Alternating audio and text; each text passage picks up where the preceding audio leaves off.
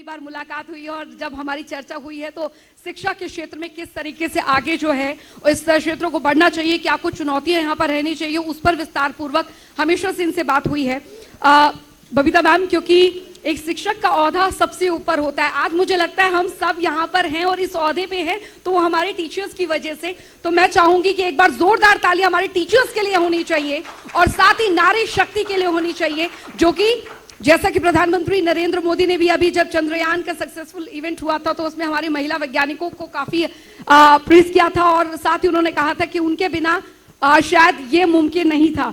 तो आज मैम महिला सशक्तिकरण की हम सबसे पहले शुरुआत यहाँ पर करेंगे और एक महिला होने के नाते भी मैं जानना चाहूंगी आपसे, हरियाणा जहाँ पे आज हम हैं, सोनीपत जहाँ पर हम आज हैं और ये कार्यक्रम हो रहा है, ये मंच है जनता टीवी का संवाद सोनीपत 2023 का। मैम, महिला सशक्तिकरण को लेके कितना बदलाव आया है? हरियाणा में बेटी बचाओ बेटी पढ़ाओ का नारा यहाँ पर दिया गया था प्रधानमंत्री नरेंद्र मोदी द्वारा, क्या वाकई में आज 2023 में वो सार्थक है जब भारत चांद पर पहुंच गया है? सबसे पहले जनता टीवी का बहुत बहुत शुक्रिया। इस तरह के प्रोग्राम्स जो आप लोग ऑर्गेनाइज कराते हैं ये एक सोच को जन्म देते हैं और कहीं ना कहीं हर एक इंसान विचारों से प्रभावित होता है, तो ये विचारों को समाज तक पहुंचाने का एक बेहतरीन जरिया है। और जब आप बात कर रही हैं कि महिलाओं के लिए बेटी बचाओ बेटी पढ़ाओ का एक आगाज़ किया था प्रधानमंत्री श्री मोदी जी ने 22 जनवरी 2015, बहुत ठंड थी उस दिन और पूरे देश में एक माहौल बना हुआ था कि बेटियों के प्रति सरकारें काम करेंगी। एक अच्छा रिजल्ट कह सकते हैं आया और एक बड़ी अचीवमेंट इसरो के माध्यम से आप सभी ने देखी। उन महिलाओं के चित्र हर एक फ़ोन में मुझे लगता है पहुँचे होंगे और उनको देखकर एक अपनी संस्कृति पर भी हमें गर्व हुआ, क्योंकि उन्हें देखकर लग रहा था कि वो सनातन संस्कृति कहीं ना कहीं अभी भी जीवित है। और पढ़ाई लिखाई के क्षेत्र में ही नहीं, कोई मुझे लगता है ऐसा कोई फील्ड ही नहीं है जहां औरतों ने सक्षम होकर नहीं दिखाया। इस सब का एक बड़ा कारण जो मुझे फील होता है मैम, शिक्षा ने एक बहुत बड़ा रोल प्ले किया और रोजगार में अब जब महिलाएं आ गई हैं, अभी बातचीत कर रहे थे इससे पहले के सेशन में कि महिलाओं की भी भागीदारी बढ़ गई है, तो जब महिलाएं शिक्षित हैं और फाइनेंशियली इंडिपेंडेंट हैं तो कहीं ना कहीं समाज में परिवर्तन का एक दौर आरंभ हो गया है जिसने गति पकड़ ली है। जैसे मैं कहूँ कि अब से ऐसा हुआ, ऐसा नहीं है। ये जितनी महिलाएं इसरो में काम कर रही हैं ये कोई बहुत यंग लेडीज़ नहीं थी, आपने देखा होगा 50, 55, 60 के हेर फेर में उन लोगों की एज थी। बस फ़र्क इतना आ गया कि अब चीज़ें थोड़ा सा सिस्टमैटिक हो गई, ऑर्गेनाइज तरीके से हो गई और हर घर में बेटियों को तवज्जो मिलने लगी।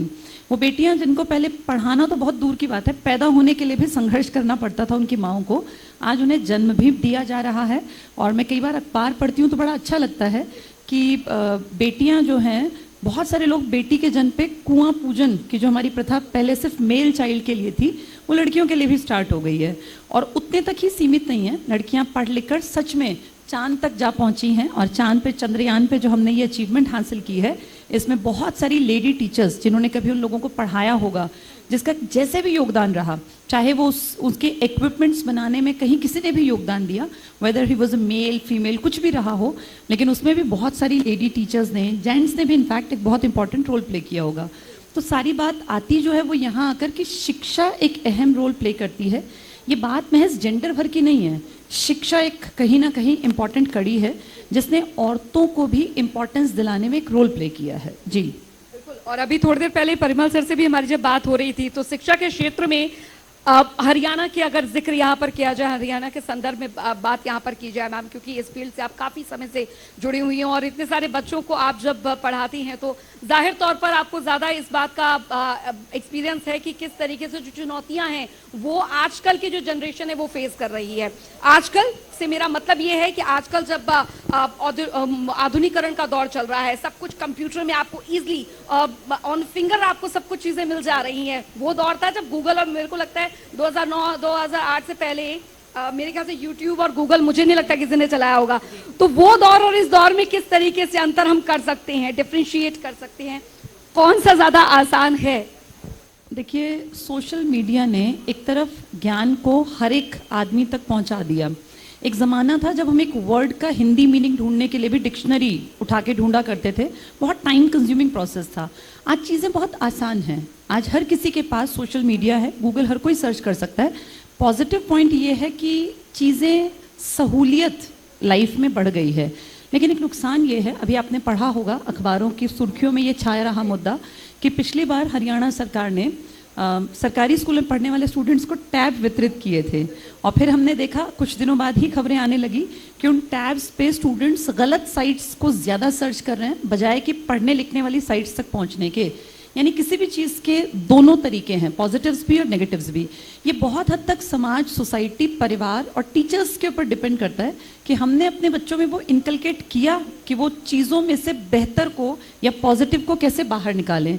कहीं ना कहीं परिवारों का जो एक बिखराव है, मैं एक बड़ा कारण मानती हूँ कि बच्चे जो गलत रास्ता पकड़ रहे हैं, उसका एक कारण ये भी है, जैसे शिक्षा अकेली काम नहीं करेगी, शिक्षा के साथ साथ को करिकुलर एक्टिविटीज़ का भी एक समन्वय होना चाहिए। अगर बच्चे की पर्सनालिटी हमें बेहतर बनानी है तो किताबों से बाहर बहुत सारा जीवन है। उन्हें दिखाया जाना चाहिए कि रेलवे स्टेशन पर कैसे रेलगाड़ियाँ आती हैं, कैसे बसों में ट्रेवल किया जाता है, कैसे दुनिया जहाँ बदल रहा है, मार्केट में किस तरह जाके शॉपिंग की जाती है।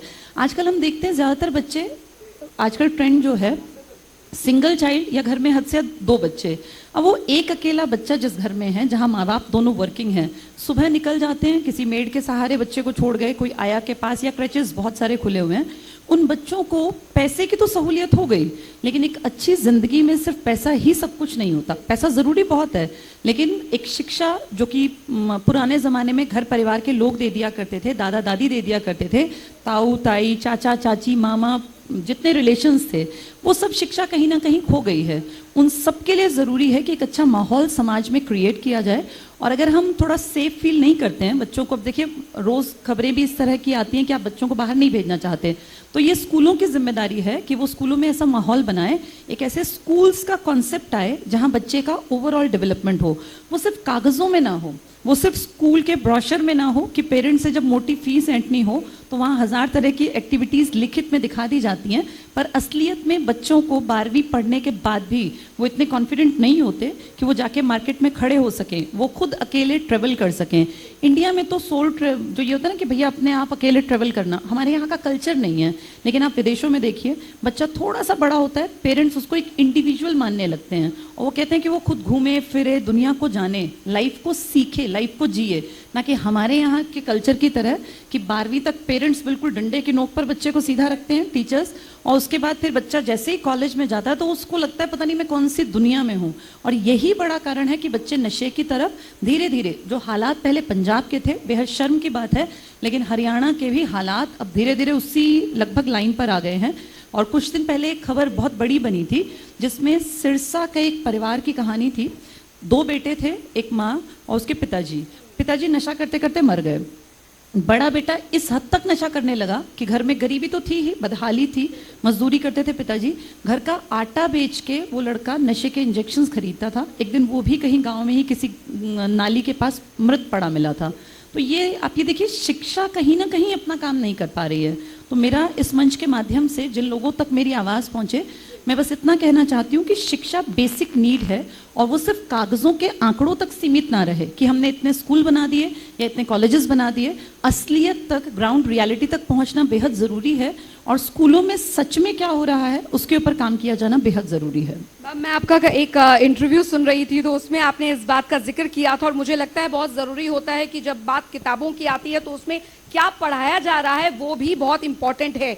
इंडियन हिस्ट्री तो हम देख पा रहे हैं कि पाठ्यक्रमों में शामिल है, लेकिन बहुत ज़रूरी है कि वर्ल्ड हिस्ट्री भी बच्चों को यहाँ पर समझ में आनी चाहिए और मुझे लगता है कि बहुत ज़रूरी है इस पर ध्यान देने की। मैंने आप ही के इंटरव्यू में सुनी थी। जी, ये देखिए, अब मुझे लगता है कि ये जो हमारा सिलेबस डिज़ाइन हुआ बहुत अच्छा है, इसमें कोई दो राय नहीं है। इंडियन संस्कृति को बहुत बेहतरीन तरीके से क्लास 10th और 9th की हरियाणा सरकार की जो SCERT की किताबें हैं वो एक्सप्लेन कर रही हैं और वो किताबें नई लिखी गई हैं।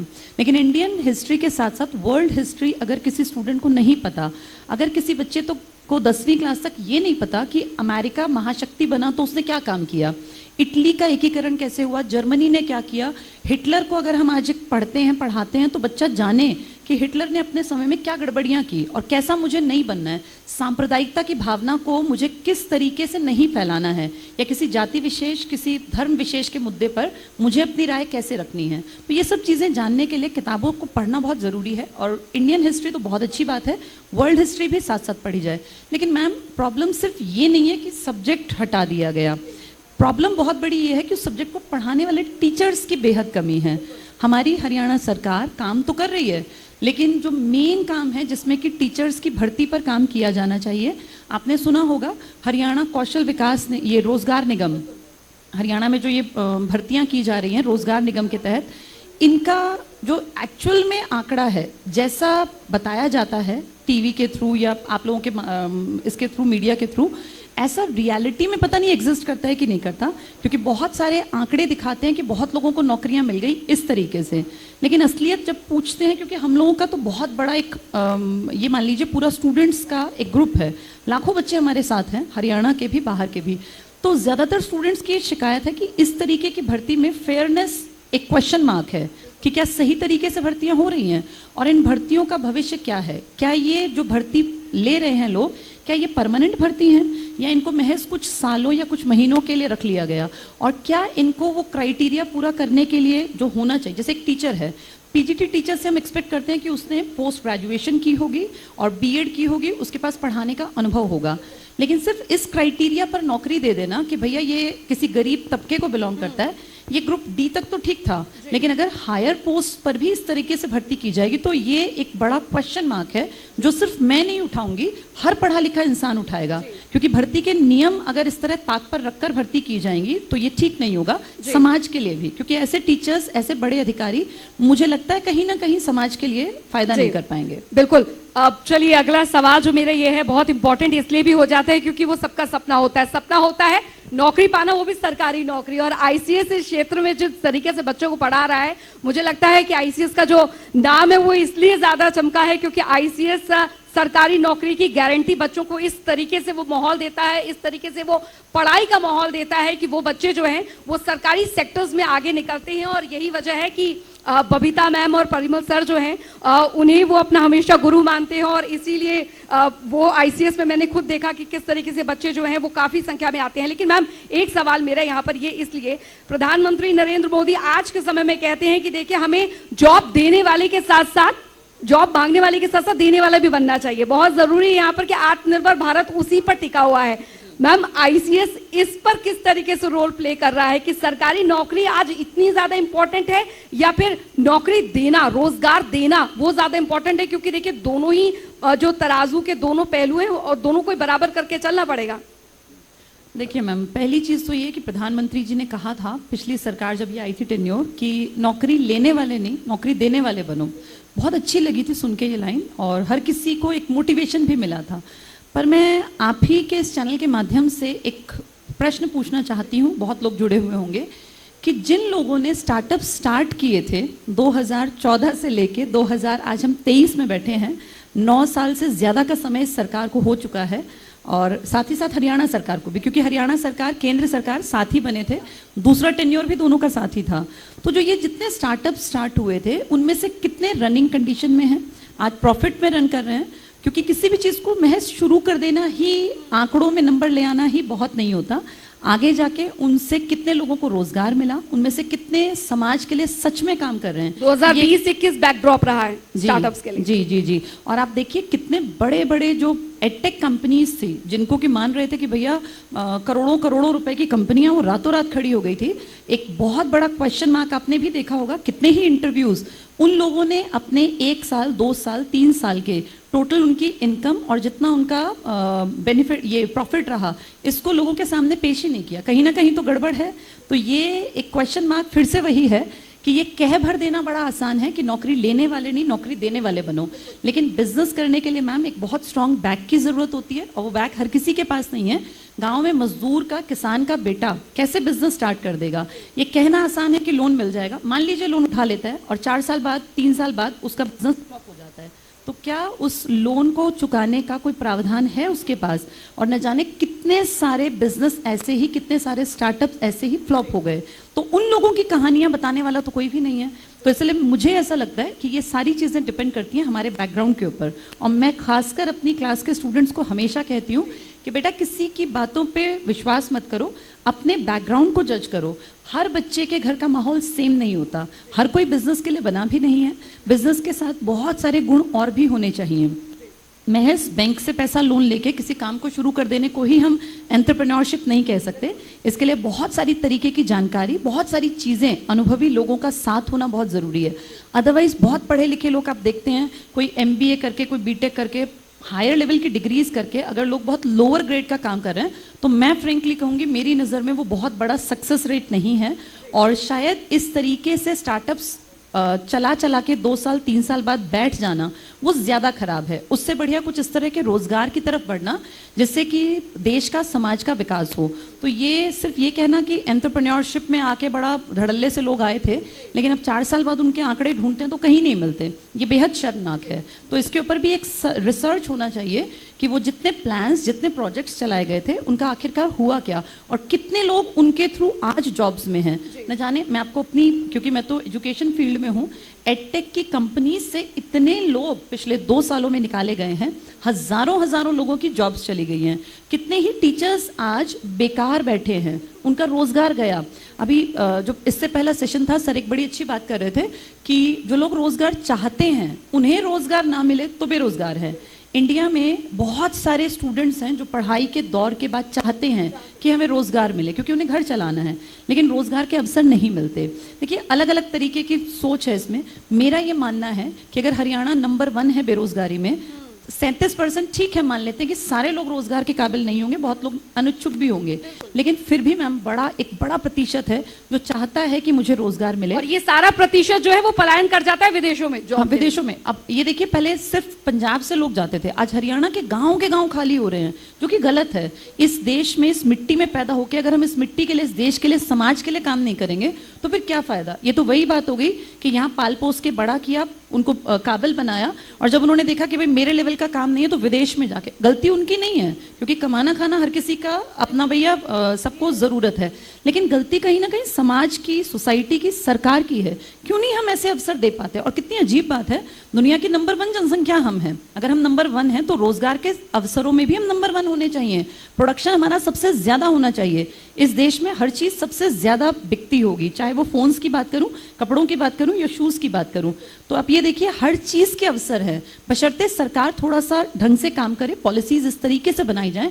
और फिर वही लेके आऊंगी बात को कि शिक्षा से जोड़ा जाए। जब तक शिक्षा का स्तर ठीक नहीं होगा, समाज नहीं बदलेगा। बिल्कुल, और यही वजह है कि आधी आबादी को तवज्जो देना बहुत ज्यादा जरूरी है, क्योंकि अगर एक परिवार में एक बेटा शिक्षित होता है तो वो परिवार की जिम्मेदारी सिर्फ उठाता है इस लिहाज से कि वो आगे कमाएगा, अपने बच्चों को खिलाएगा, अपने माता पिता को खिलाएगा। लेकिन अगर एक स्त्री, इसका मतलब है कि आपके पूरे खानदान को वो शिक्षित करेगी, क्योंकि वो आगे गृहिणी के तौर पर भी और साथ ही साथ अपने परिवार को जो है वो उसका पालन पोषण करती है। लेकिन मैम, एक बात यहाँ पर जिक्र मैं करना चाहूंगी, महिला सशक्तिकरण की बात हो रही है तो ये जरूरी है कि महिलाओं को अगर आप रोजगार दे रहे हैं तो ऑफिसेज में, कहीं भी आप ऐसा एनवायरनमेंट दीजिए, क्योंकि एनवायरनमेंट होना उन महिलाओं के लिए बहुत जरूरी है। आपने ठीक है, रोजगार तो दे दिया, आपने सब कुछ दे दिया, समाज की सोच अभी बदली हो ना हो, लेकिन वो एनवायरनमेंट, ताकि लोगों को रोजगार मिले, ना सिर्फ मेल्स को, फीमेल्स को भी रोजगार मिले, ये अवसर देना बहुत जरूरी है। और मुझे लगता है कि इस दिशा में आगे बढ़ना जरूरी है। और तीसरा ये, क्योंकि इससे जुड़ा हुआ है,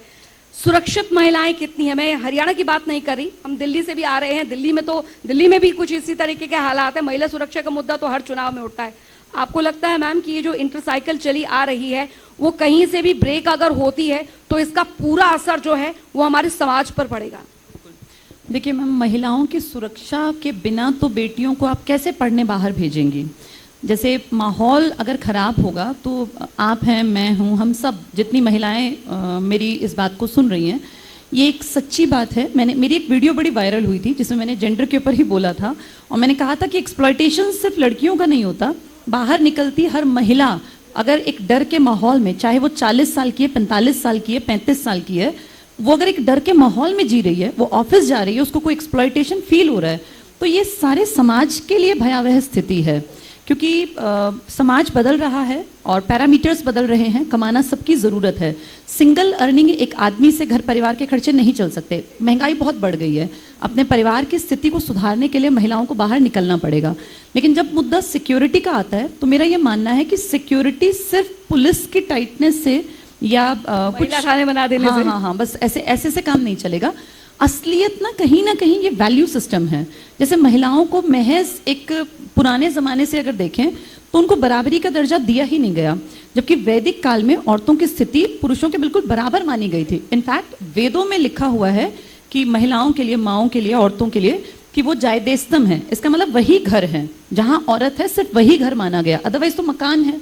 तो औरतें वैदिक काल में बराबरी पर मानी जाती थी। लेकिन धीरे धीरे जब एक टाइम आया जब लौह युग प्रचलित हुआ, जब ताकत की जरूरत पड़ने लगी, जब जरूरत पड़ी कि जंगलों को साफ करके ज्यादा प्रॉपर्टी को अपना हिस्से में लिया जाए, तब धीरे धीरे महिलाओं की स्थिति समाज में गिरने लगी और वो गिरावट आज तक जारी है। अब आप ये देखिए, सरकार के अगर नियम ठोस ना हो, कठोर ना हो, तो आज भी फीमेल फिटिसाइड पे जो ये कन्या भ्रूण हत्या है, इस पे न जाने कितने बार अखबारों में अभी भी आता है कि फलां जगह केस पकड़ा गया, फलां डॉक्टर पकड़े गए। ये चोरी छिपे अब भी चल रहा है, जबकि कितने स्ट्रिक्ट नियम हैं।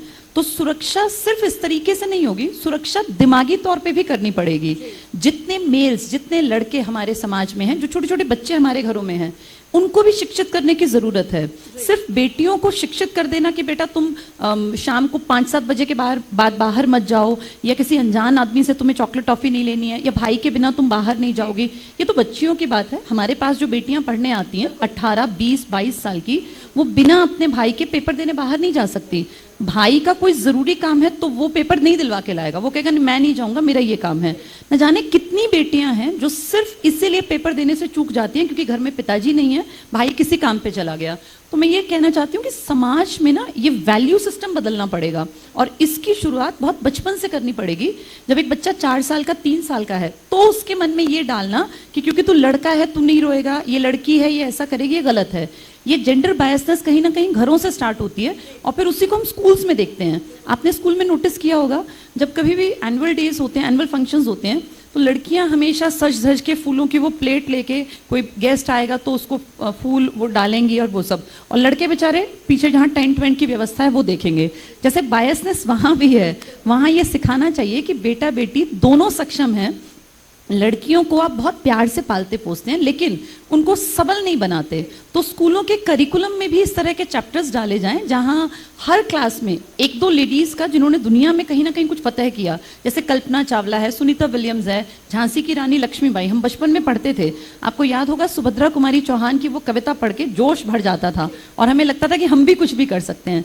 तो ये वैल्यू सिस्टम स्कूलों से, समाज से, सबसे मिलके बनेगा।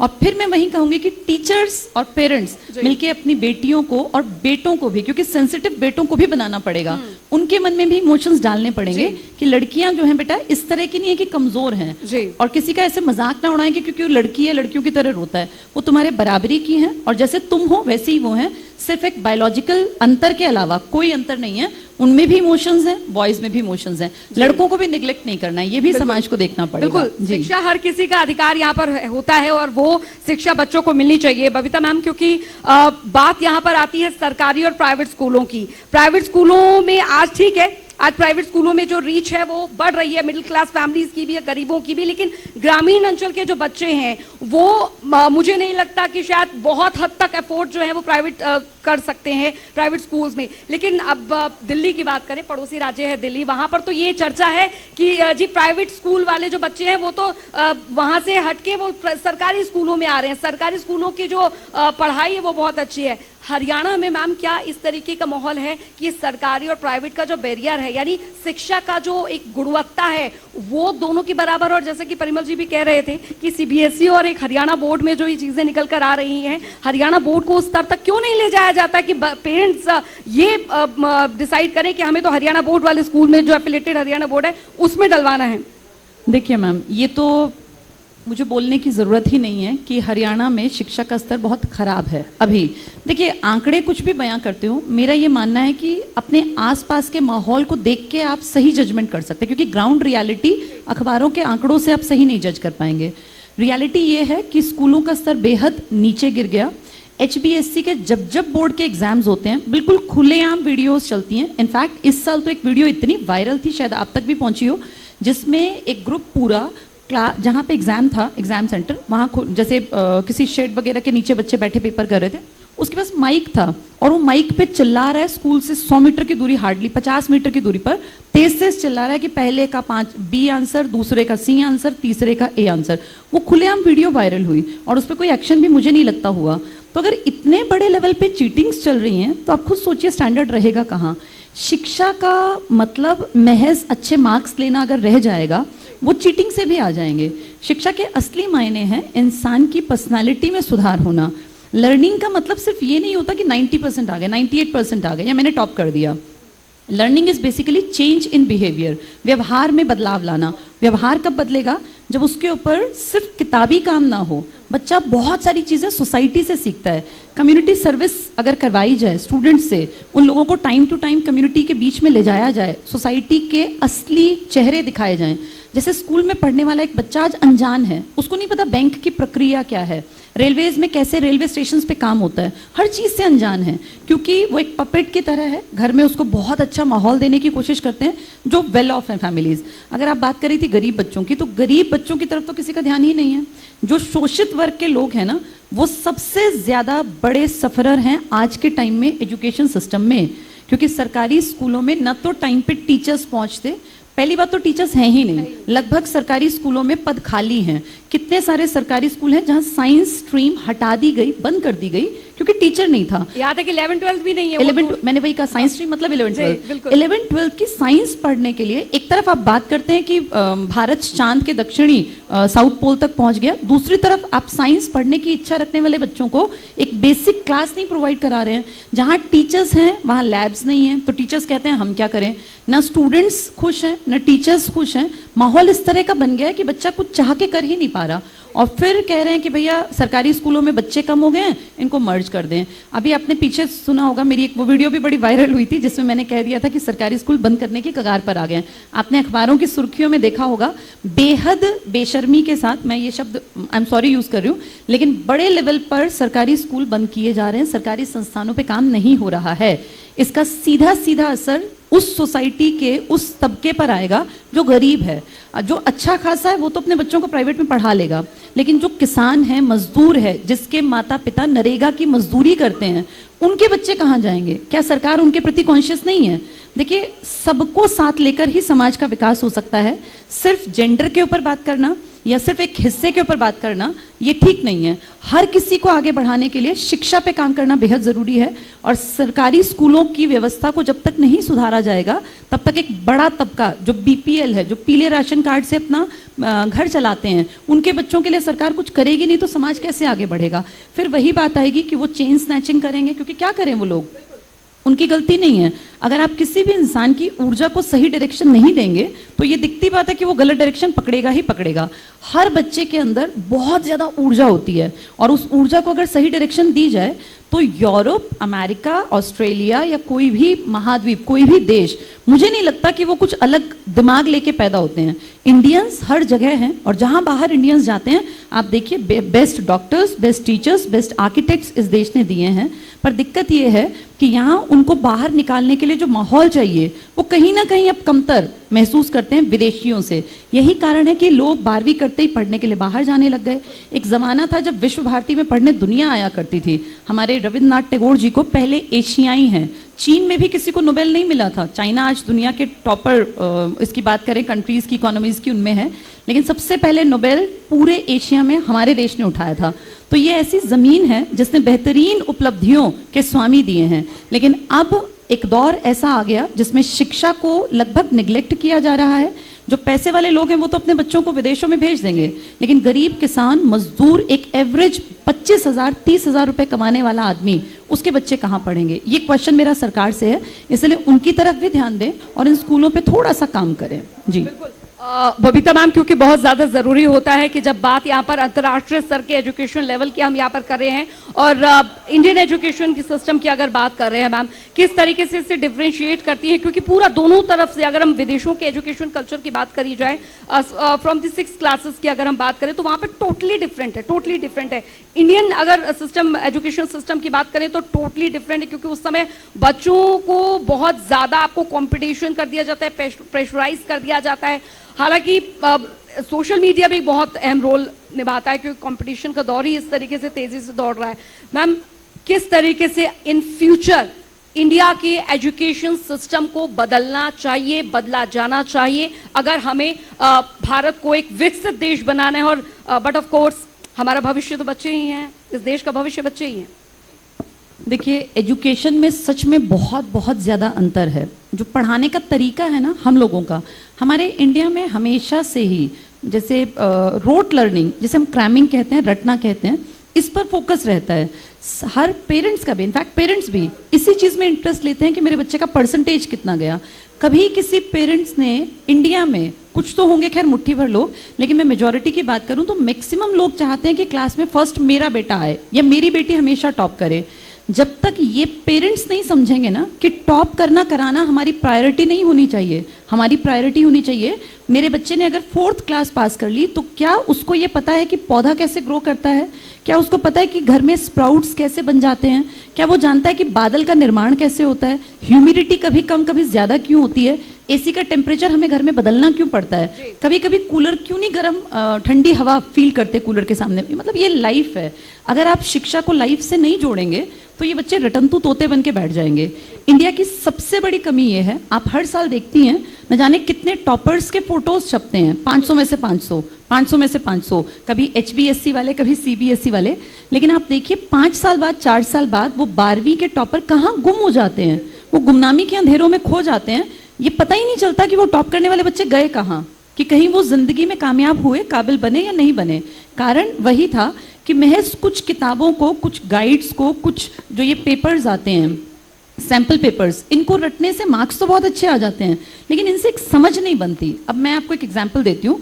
6th, 7th, 8th क्लास जो हमारा NCERT फॉलो करता है, पूरी इंडियन हिस्ट्री की समझ पैदा करता है। 6th क्लास में ancient history, then medieval history, then modern history.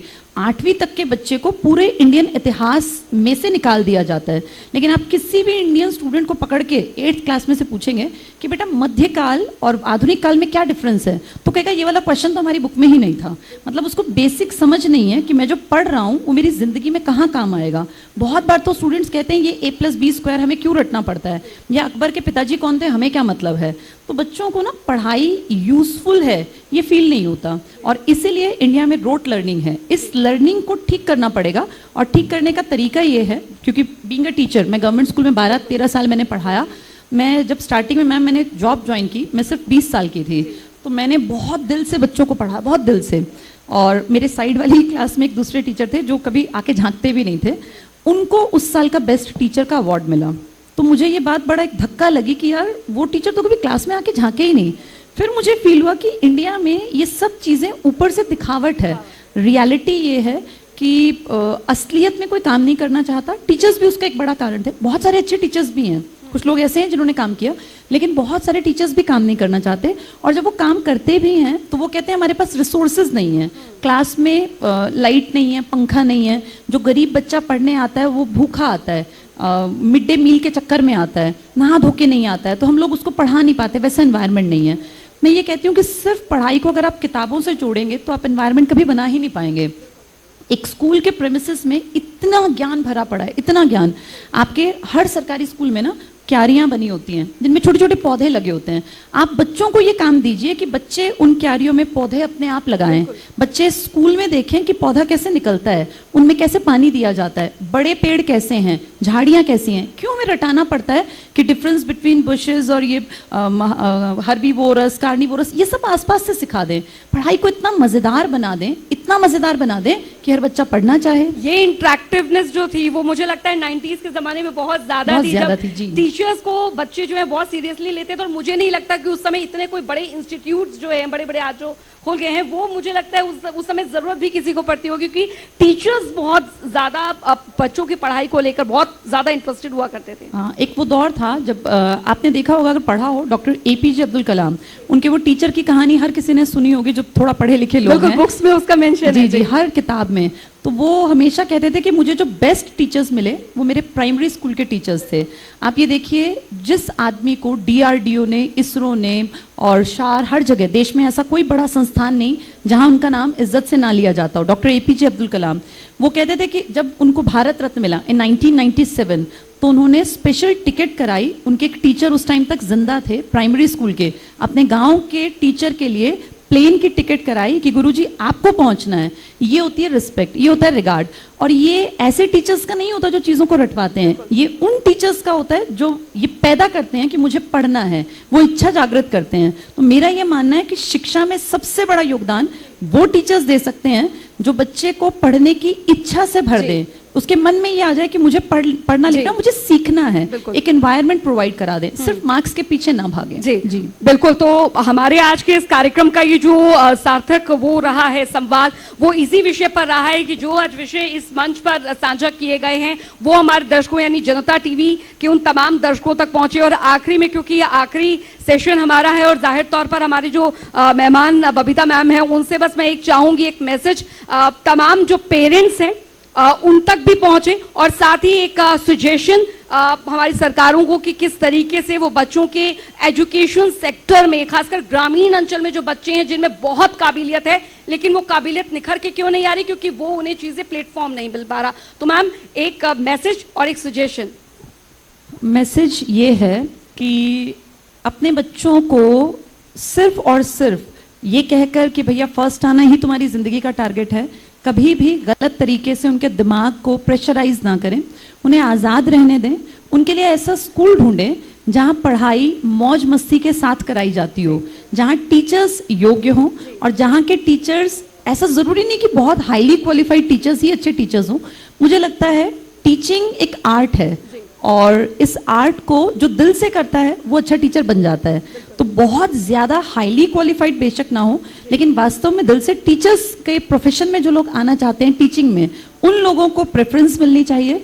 और सरकार को जो ये सरकारी स्कूल चल रहे हैं, यहाँ टाइम टू टाइम इस तरह के रिसोर्स पर्सन्स भेजने चाहिए जो जाके टीचर्स को थोड़ा समझा पाएं, बता पाएं कि टीचर्स ने देखिए डिप्लोमास किए हुए हैं, कोई डाउट नहीं है, टीचर्स बहुत अच्छे होते हैं, लेकिन समय की डिमांड बदल गई है। आज से 15 साल पहले, 20 साल पहले जैसी शिक्षा थी अब वैसी नहीं है। अब बच्चा समाज से कुछ सीख नहीं पा रहा, तो ये हम टीचर्स की जिम्मेदारी है कि बच्चा जब हमारे पास आ गया तो हम उसे एक सोसाइटी के रूप में भी उसके अंदर अच्छी वैल्यूज इनकलकेट करें। तो ये मेरा सजेशन है, जिस तक भी पहुंचे, सरकारों तक पहुंचे, कि स्कूलों के ऊपर थोड़ा सा ज्यादा काम किया जाए, और स्कूलों के करिकुलम को जब डिजाइन करें तो उसमें इन चीजों का ध्यान रखें कि सिर्फ क्रैमिंग बेस्ड क्वेश्चन ना हो, अंडरस्टैंडिंग बेस्ड क्वेश्चन हो, और बच्चों को पढ़ाई बर्डन ना लगे। एक ऐसा स्कूल बने जहां बच्चे दिल से खुश होके आए, जहां बच्चे आए तो वो सीख के जाएं, जहां बच्चे अपनी योग्यता जो उनके अंदर सच में है, नेचर ने योग्य बना के भेजा है, सिर्फ हमें बाहर निकालना भर है। तो ऐसे स्कूल्स विकसित किए जाएं जहां बच्चे की योग्यता निखर के सामने आए। कोई बेहतरीन डांसर बन सकता है, कोई बहुत अच्छा आर्टिस्ट बन सकता है, कोई बहुत अच्छा डॉक्टर, टीचर, ये बहुत दुनिया भर के प्रोफेशन है। बच्चा जो भी करे दिल से करे, खुश होके करे, और हमेशा खुश रहे, एक अच्छा इंसान बने, इसको अपनी प्रायोरिटी। बिल्कुल, एक अच्छी शिक्षा के साथ एक अच्छा इंसान बने। जोरदार तालियां मैं चाहूंगी, ये बहुत अच्छा सेशन रहा। और बबीता जी बहुत बहुत शुक्रिया मैम आपका कि आपने जिस तरीके से आज हमें और हमारे दर्शकों को भी बताया, और वो तमाम जो पेरेंट्स हैं आज बहुत थैंकफुल होंगे आपके कि आपने बहुत अच्छे से बताया कि किस तरीके से एक अच्छी पेरेंटिंग भी बहुत जरूरी है, और सरकारें जो हमें सुन रही हैं उन्हें भी कि एक सजेशन की शिक्षा के क्षेत्र में किस तरीके से बेहतर किया जाए। बहुत बहुत शुक्रिया। और मैं चाहूंगी शशि रंजन जी से, मनोज दहिया जी से और वरुण गोयल जी से कि हमारे जो मेहमान हैं बबीता मैम है, उन्हें मोमेंटो देकर उन्हें सम्मानित करें। जोरदार तालियां यहाँ पर हो जाएं। और ये संवाद, सोनीपत संवाद 2023 आप सबके सहयोग से बहुत ज्यादा सार्थक रहा, इस लिहाज से क्योंकि आप सबका सहयोग भी बना रहा और इतने सारे महत्वपूर्ण मुद्दों पर बात हुई। जोरदार तालियों के साथ इस संवाद, सोनीपत संवाद 2023 का ये अंत, लेकिन अंत यहां पर विचारों का नहीं होगा। बहुत बहुत शुक्रिया आप सभी मेहमानों का भी। Thank you Babita ma'am.